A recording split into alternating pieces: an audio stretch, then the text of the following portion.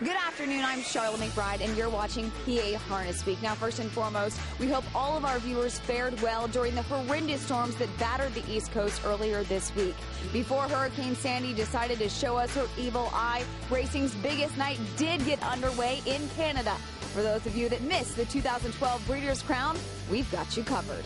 It was a night many will never forget in Canada. In this next half hour, we will break down the big night of championship races, talk with some of the big winners, getting their reactions on this year's Breeders' Crown. And driver Andrew McCarthy is back from injury. We'll catch up with him coming up. The hottest horsecasters on TV are coming your way next with PA Harness Week. Here they go. Explosive Matter wins the Colonial easily. Underway. Starting fast outside here is Brent Messenger to the early.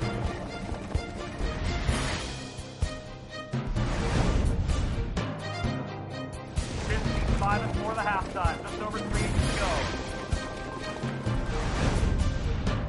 At the top of the stretch. Hi and welcome to PA Harness Week. We hope you were safe and sound along with your family from the ravages of Hurricane Sandy. Of course, we saw the video on TV. The decimation was just horrible. So everybody, particularly at the Jersey Shore, in New York City, Staten Island, it was just horrific. We hope you're all okay. Hi, I'm Steve Ross, along with Heather Moffat. Hello, Heather. Hello, Steve. I see you're safe and sound. Hopefully you guys are the same. We got a lot to cover on the show this week, not the least of which is the biggest night in our sport, which is Breeders' Crown Finals. We got all those results for you. You will not believe what's going on. But also, I have something in my hand. What is that? It looks amazing. It's in my hot little hand is a bobblehead. This bobblehead can be yours, as Bart Barker used to say, if the price is right. No, there's no price to be right.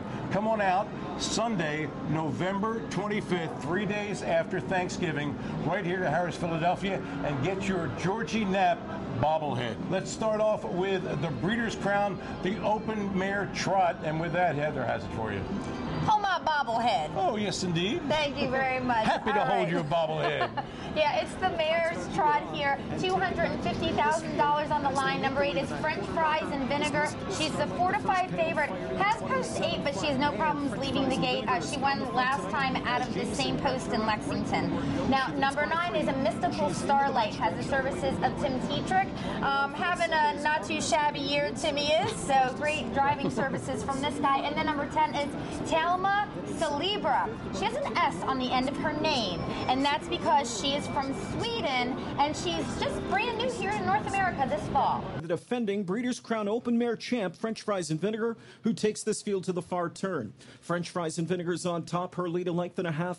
Pocket sitting still second is Autumn Escapade. First over, driving third comes Beat Goes On Hanover. In at the rail fourth is a locked up Cedar Dove. Moving up on cover, fifth outside now comes Pembroke Heatwave. A well-placed Pembroke Heatwave, I might add. Six towards the inside, locked up is Backs of Life. Seventh, driving up from the backfield comes Tamla Celebra now. She's about 6 off the lead with about a quarter of a mile of racetrack to cover. 3/4 in 1:26. Jameson got his third quarter in 29 and 4, and he calls on French Fries and Vinegar for all of her sprinting weapons in deep stretch. 1/8 of a mile to go, and it's French Fries and Vinegar still there. She's 2.5 lengths in front. Late speed coming the extreme outside from Tamla Celebra. She's cutting into the deficit, and she's doing it fast. Tamla Celebra on the far outside. Crowner, she's a Breeders' Crown champ. Tamla Celebra. Do you remember Tiger Woods' ex-wife? You know, she's from Sweden.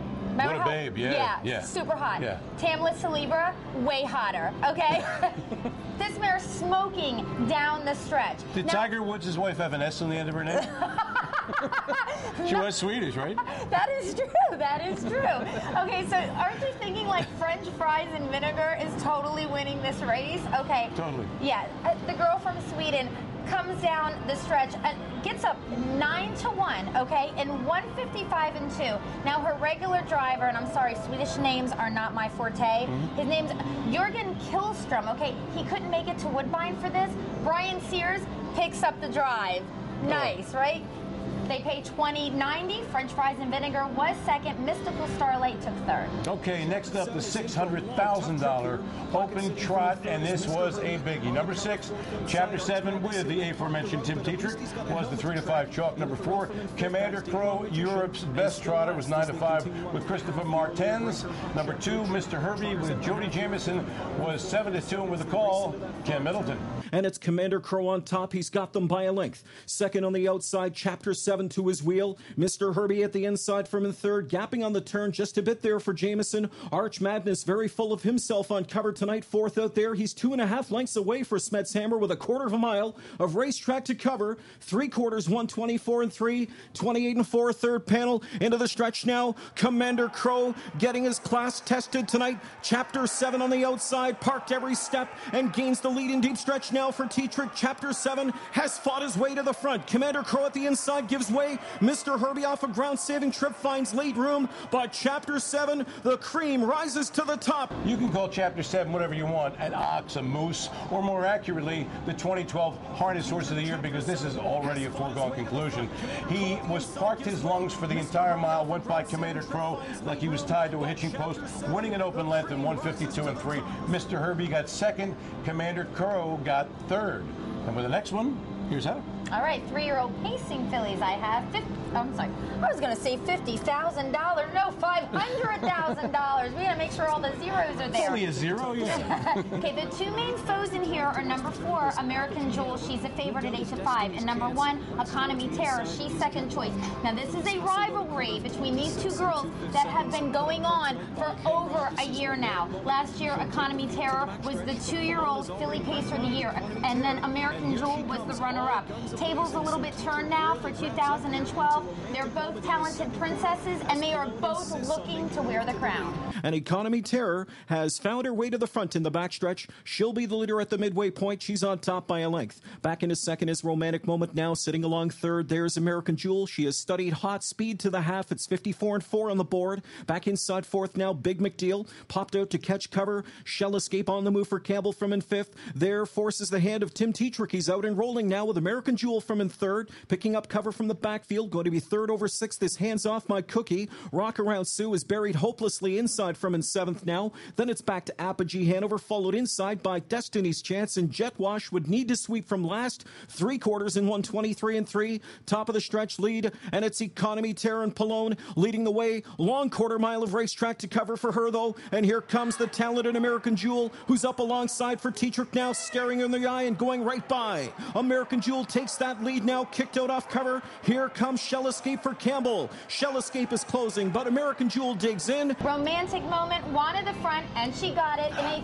26 and 2 opening quarter. Love that name. Romantic It's Moment, a romantic I know. moment. Economy Terror took over, led to the 3/4, but then American Jewel, she gets away third, already tipped out, rolling with Tim Tetrick in the bike. They go by Economy Terror, and they win in 152 and 1. Second was Shell Escape, and Big McDeal, which, by the way, I love that name, okay, was third. Economy Terror faded to 7th. Maybe she just didn't like the rain. You know, it was a rainy night. Maybe. Okay, next, 3-year-old filly trot, number 1, Check Me Out, the reigning princess with Tim Tetrick was the 4-5 chalk. Number 2, Win Missy B, who beat Check Me Out just a few weeks ago, was 3-1 with Pierce. Number 6, Maven with Yannick Gingras, the 7-2 third betting choice. And with the call, here's Ken Middleton. Here comes Maven, and Maven has thrown down the gauntlet. She'll come after Check Me Out as they move into the far turn. Pocket sitting third is still Cowgirl Hall. Win Missy B is perfectly poised on the outside from in fourth now, as Pierce has tripped her out on cover. Towards the inside from in fifth now as they go by 3/4 in 124 and 2. Fifth and buried at the rail as they turn home is Dorsey. They're into the stretch at Woodbine. Still on top is Check Me Out. Maven on the outside is Serious Thorn in her side, and here comes Maven on the outside. Maven strikes the lead, and it's put away. Check Me Out. Maven strikes the front now for Gingras. She is clear, she is driving, and she is strong in the end of the mile. Leads by 3. Can you say upset? Can you? Upset. Upset. I can say it too. We all can say it. That's that's exactly what happened. Check Me Out was forced to cut some fast fractions by number 10, Cowgirl Hall, with Jim Morrill Jr. Got softened up enough for Maven to win in 154 flat. Win Missy B was second. Check Me Out a disappointing third. And stay with us when we come back. More Breeders' Crown final action. We'll be talking to all the top drivers. Don't you dare think about going away.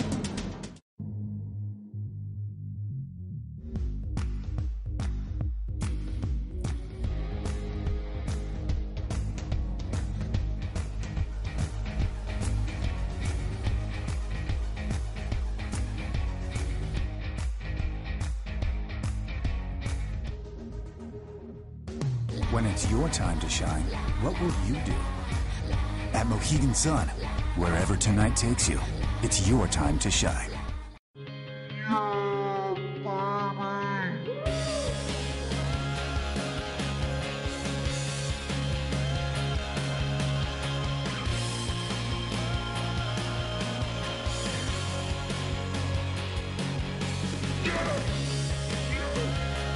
Mohegan Sun, off-track wagering. Allentown, Carbondale, East Stroudsburg. Always leave happy.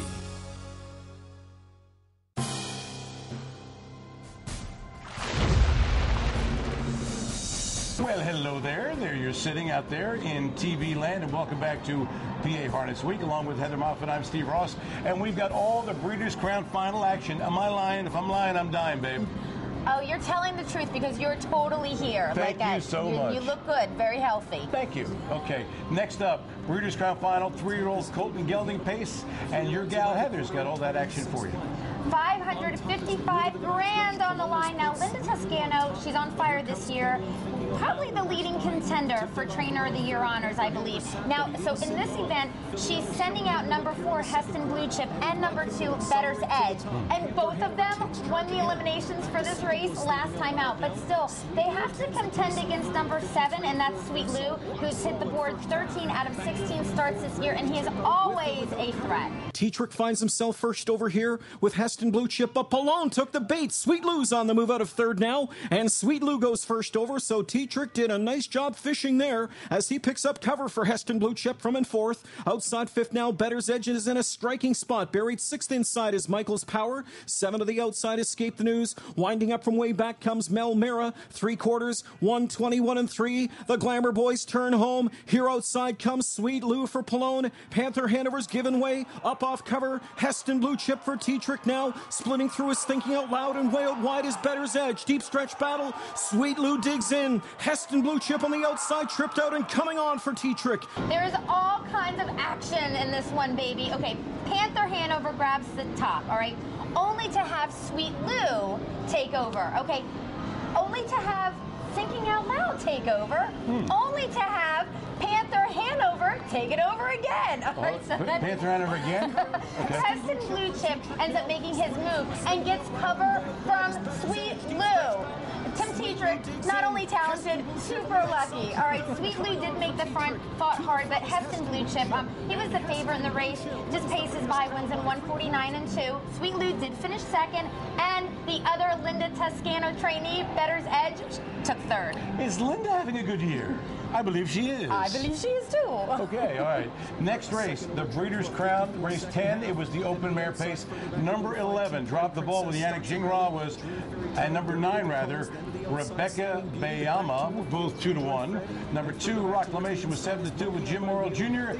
And let's see what happened in this great heat. Rebecca Bayama, she leads it by a full length. Pressure outside, though, from Drop the Ball. Drop the Ball is coming to the leader on the way to 3/4. Pocket sitting from in third is Anndrovette. Outside fourth, Camille, gapping her cover slightly. Rocklamation at the inside, gapping fifth. 3/4 in 122 and 3. Into the stretch they come. Here on the outside, Drop the Ball, trying to battle on and find more Rebecca Bayama. Here up off cover now to the outside comes Anndrovette now. Tetrick feeds her racetrack, and Anndrovette is closing up on the outside. Anndrovette has got a second win, and she's powering up now for Tetrick. And here comes Anndrovette to give Tetrick the Breeders' Crown Grand Slam. Number 4, Anndrovette. You know that name? Hard knocking mare, right? Anndrovette. Anndrovette with, hello, Tim Tetrick, set a quick pace before Rebecca Bayama roared up to take command. Dropped the ball, came first up, and driving at the leader, while Tetrick sat chilly with Anndrovette in third. Dropped the ball, went by Rebecca Bayama and took the lead, but Timmy Tetrick was not quite done yet. He drove Anndrovette like she was a freaking Corvette and got her up to win by a length in 150 flat. Second year in a row that this mare's done this. Dropped the ball was second. Rebecca Bayama was a tiring third. And we caught up with Tim Tetrick, who had, I would say, a decent night. He won like almost a handful of races. He won 4 Breeders' Crown finals. And let's see how Timmy was feeling after the fact. Going in the races, I thought I could win 7 out of 11. I really did. I thought I believed in 7 of the horses, and 4 of them win, so that's really good averages. And 2 of them that I thought would win, that were pretty much cinches, they didn't perform as good as they were supposed to. Captain Treacherous and Check Me Out, but it's been a long season. They've been, battling all year and faced a lot of really tough competition, and they still finished third. And so I can't take nothing away from them. They had great years, and the other 4, Anndrovette, back-to-back winners in the Mare's Pace, and a second in the 2-year-old trot with a very nice trotter that I think you'll see big things from next year. But all in all, it was just a wonderful and very great night. Way to go, Timmy, and congratulations to you on a super, super big night. Next Breeders' Crown final, and their girl Heather's got that one for you. So give it to him, babe. Another one, over $500,000 here in the purse. Okay, of course we need to keep our eye on the 2 elimination winners. Number 3 is Intimidate. He's the favorite. Number 4 is the Little Brown Fox. Both of them raced huge last week. But then there's number 8, Market Share. This horse has won $2 million races this year. Including? The Canadian Trotting Derby and the Hamiltonian. Yes. I'm like, and what's that? Yeah, the Hamiltonian. And one question. Why didn't Tim Tetrick drive Intimidate? Oh my gosh, let's just watch the race. On top for Tetrick here, this is Market Share, and he's got a half-mile home in 55 2, second quarter of 28 2/5. Into the far turn they roll. Still on top is Market Share, knows nothing. His pocket shadow first over comes Little Brown Fox, third to the outside. Storm and Normand is fourth inside. Prestidigitator advancing nicely on cover. He is fifth. He's 3 off the lead with just over 3/8 of a mile to go. Picking up the cover, third over, sixth outside. Same spot he was in last week as they come to 3/4 is Intimidate as he starts to rev up from the backfield for Pierce. 3/4, 124 4. They turn home. Off stride went Guccio coming out of the final turn. Little Brown Fox takes over command for Gingras. Battling on at the inside is Market Share, giving every single thing he's got. And here comes Intimidate trotting up a storm. And it's Intimidate rolling past them all. Intimidate on the far outside is rolling right on by for Pierce, and there is no stopping the Intimidate Express. Knows nothing, got away the quickest. Market Share did finally get to the front, but he really had to work hard for it. Little Brown Fox, he journeys on the outside, took the lead about the 3/4 pole, but then here comes Intimidate with Ron Pierce. Without Tim Tetrick, right. They were 7th, basically like the whole mile, and then comes third over, comes home the fastest to win, 152 4. That's a lifetime mark for Intimidate, and his 5th straight victory. Little Brown Fox was second, and Market Share, he was third. And I think we have to mention the way Intimidate went by Little Brown Fox was absolutely scary. Would you agree? Yeah, I was frightened. And around Halloween time, it's a perfect time to be frightened. But okay, next race, only the best older free-for-all pacers in the world. Thank you. Number 7, Bettor Sweet with Dave Miller, who won the Elim, was 7 5. Number 8, who you were last week, foiled again. Heather's Alter Ego was 4 1 with Yannick Gingras. Number 5, Golden Receiver with Tim Tetrick, and number 2, Aracash Hanover with Doug McNair were both 6 1. And you're right about Canadians; they bet this horse, no matter what he looks like on paper. Let's watch. Bettor Sweet up front by half a length, holding on for dear life as Foiled Again is coming to him on the outside. Pocket sitting from in third as they spin home as Golden Receiver. Here comes Aracash Hanover firing his bullets off cover. 3/4, 122 4. Put to a drive is Bettor Sweet. He's opened up for Miller now by 3 lengths. Foiled Again is second. Back towards the rail, third, Golden Receiver. Late speed coming from Foreclosure on the far outside, but it's a Breeders' Crown romp for Bettor Sweet. No big surprise. Golden Receiver went right to the front before Bettor Sweet Sweet left the 2-hole and gained command, and that, as they say, was that. Bettor Sweet was the easiest kind of winner, beating a field of great free-for-allers in 149-1. Golden Receiver was the game second, but 3 back, and Foiled Again was third. Sorry about that, babe. It's okay. I tried my best. You did. All right, we caught up with David Miller to get his thoughts about the winning drive. Thanks, guys. I'm here with driver David Miller. David, you had a great night with the Breeders' Crown, a good experience for you. Take me through that night with Bettor Sweet. Well, he raced tremendous. He just raced unbelievably. Got away good, and wasn't really a whole lot of action, so I went ahead and moved him back to the lead, and he never really even got challenged till the head of the stretch, and he was just full of pace. He did the rest. Throughout your career, you've had many big moments. How does this one rank up there with some of the other ones? Well, I mean, it's pretty special, you know. I mean, he's a very special horse himself, and just to get to race him, you know, it's a pleasure, you know. And I mean, going into the race, I was pretty confident in him. He's been very sharp the last couple weeks, and I thought as long as anything didn't go too drastically wrong, I figured he could, you know, get the job done. And it went a whole lot easier than what I expected, and he raced great again. Well, thanks so much, and congratulations again. Thanks a lot. All right, back to you guys. Thank you, David, and super congratulations to you. It's time to take a break, but I want to tell you guys we'll have more Breeders' Crown final races coming up later in the show. But stay right where you are. Why, say ye? Because we're going to have action from Mohegan Sun and Pocono Downs. And guess what? Kelly caught up with driver Andrew McCarthy, who's coming back from being on the shelf. Why? Because he was injured. Don't go away.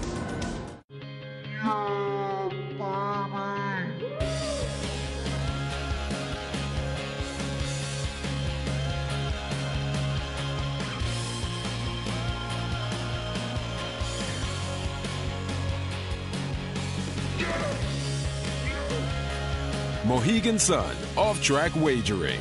Allentown, Carbondale, East Stroudsburg. Always leave happy.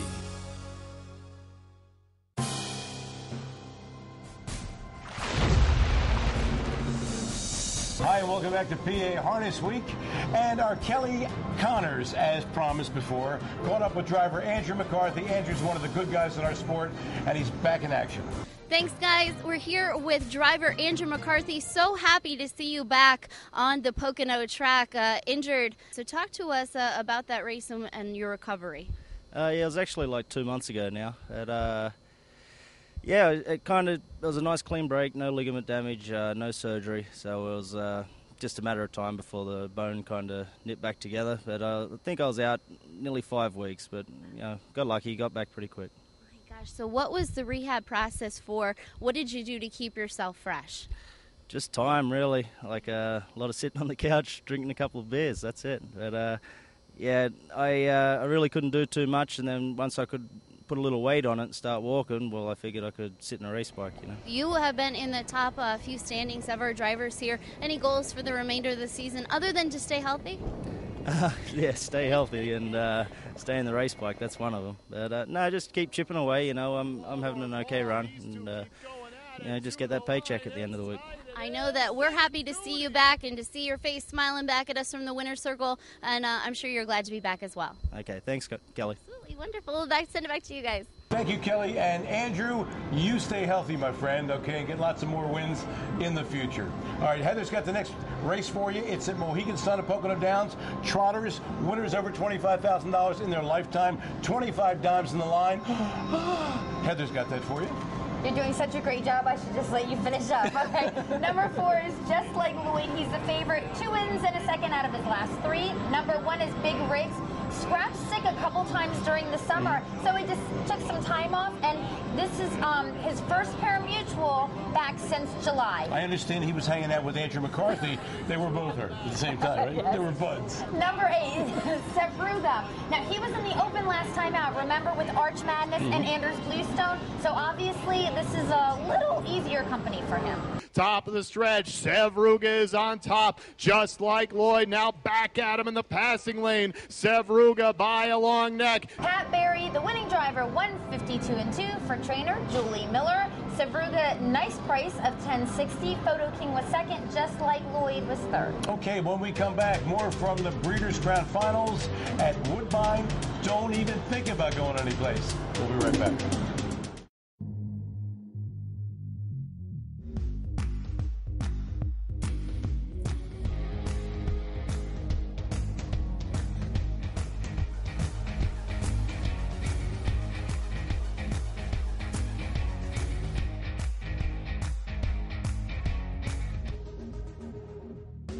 When it's your time to shine, what will you do?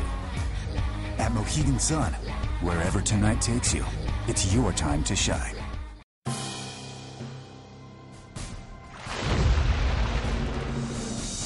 Hi, and welcome back to PA Harness Week along with Heather Moffat. I'm Steve Ross. Back up to Woodbine because 2-year-olds were in action. They're always fun to watch those babies, okay? Number 2, Somewhere Over the Rainbow, a regally bred daughter of Some Beach Somewhere with Andy Miller, was 6-5 and made it look like a steal, winning in 156-2 for trainer George Teague. Number 5, I Love the Nightlife, I've Got to Boogie, with Jackie Moe was second. Number 1, LD's Lioness with Scott Zeron got third. And now we're going to the 2-year-old filly trotter, $600,000 here. Number 8, To Dream On, driven by Yannick Gingras, came first up, grabbed the front with ease, won by open lengths to equal the stakes record with a 154-4 score. She's trained by Jimmy Tactor, who was voted the most valuable trainer of the evening. Time to Kill was second, and Be a Magician trotted from way back to take third. Okay, race 7, $600,000 on the line, the Breeders' Crown Final. 2-year-old Colton Gelding Pacers, the big 2-year-old gun. Number 3, Captain Treacherous was 1-5 with Tetrick, and then there was everybody else. The captain made the top by 3/4 and looked to be cruising until he got passed by not one, but 2 others. Number 2, Rockin' Amadeus, a 12-1 shot with Gingras, came first up. The challenge, the captain in deep stretch is number 4, Wake Up Peter, off at 8-1 with Andy Miller, came off cover and closed full of pace at the wire. Rockin' Amadeus beat Wake Up Peter ahead. The captain, turns out, wasn't so treacherous and finished third. Okay, now the 2-year-old colt trotters. Number 2, Wheelin' and Dealin', who was the even money favorite, got away mid-pack. Driver Sylvain Stillon. They end up coming out during the back stretch and they just trot to the front. Then he's having to deal with Don't You Forget About It, but ends up going off stride, okay? So Wheelin' and Dealin', he just continues to be undefeated in his career as he wins in 156 flat. Royalty for Life rallied at the end but settled for second. Murmur Hanover got up for third. And Yannick Gingras had a really great night too. I know we've been all about Timmy T, but we have to talk to Yannick and find out how excited he was about this huge evening. You won 3 races. Can you tell us how it felt? It was a good night. I thought going in I had a couple very good shots, but I could be shut out. I thought I could come home with 4 or 5 seconds, a couple thirds, or I could win 2 or 3. So no, thankfully it was the 2 or 3 wins. To Dream On, I thought she was probably my best shot going in. I thought that unless something really wrong happened, I thought she was much the best, and she proved much the best. She's a great filly that been good all year really, and thankful to I picked up the drive afterwards for the year. So no, that was great. Maybe she's been knocking on the door all year. I thought she had the Embletonian and Oaks won. I thought I was a winner even before Timmy run, and then when he run, then I was definitely thought I was a winner, and then 2 steps later I'm running myself. So it was a big disappointment, but it puts a good end to the season. She truly deserved it. And Rockin' Amadeus, nobody thought anybody could beat Captain Treacherous, and I didn't think I could beat him myself either. But going on the track, Jimmy said, let's just try to race for second, and instead of trying to beat him, let's try to be second, and maybe we'll beat him that way. So you have a once-in-a-lifetime night. You win 3 Breeders' Crown Finals, and then Timmy Tetrick wins 4. Do you hate him or what? No, and he had power too. We both had power, and we were both supposed to win races. And he won 4, I won 3, but I'm really happy with the card I had.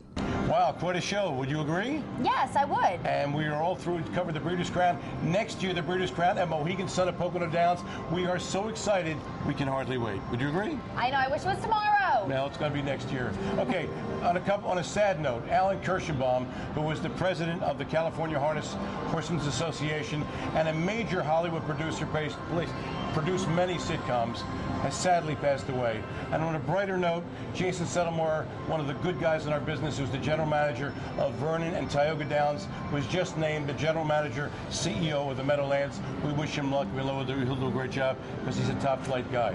And for all of us here at PA Harness Week, including my man, Bruce Casella, my partner, Heather Moffat, I'm Steve Ross, reminding you to get high on harness. It's only natural. There they go. Explosive Matter wins the Colonial easily. Underway. Starting fast last night, Eric Messenger to the